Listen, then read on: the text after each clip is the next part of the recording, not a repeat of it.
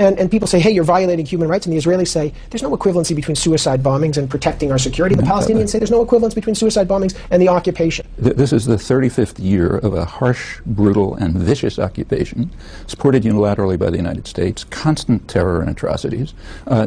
Suppose Palestinians say, well, we're under terrorist attack for 35 years, therefore we have a right to carry out suicide bombings. Which is what they say. Do you accept this?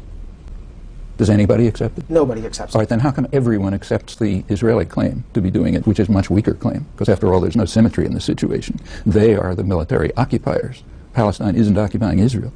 And this isn't just started now. It's gone on years ago.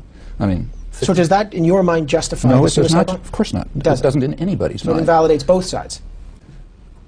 Those who defend suicide bombing, and there are very few, don't have a leg to stand on. Those who defend the Israeli atrocities, including the U.S. government, most intellectual opinion, a good bit of the West generally, yeah, they don't have a leg to stand on either, and they have a much weaker position. You asked us after September 11, one of your points was we got to look in the mirror, we being America or the West, we got to look in the mirror at our own. Was that a way of saying, look, people like bin Laden are angry at us for good reason? No, in other words, is there a way to justify... That's not what I was saying. The statement of mine that you just quoted is a very conservative statement.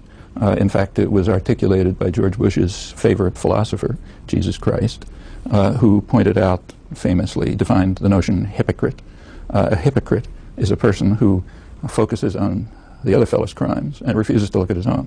That's the definition of hypocrite by George Bush's favorite philosopher. When I repeat that, I'm not taking a radical position. I'm taking a position which is just elementary morality. This is not religion. This is elementary morality. If people cannot rise to the level of applying to ourselves the same standards we apply to others, they have no right to talk about right and wrong or good and evil. But let's talk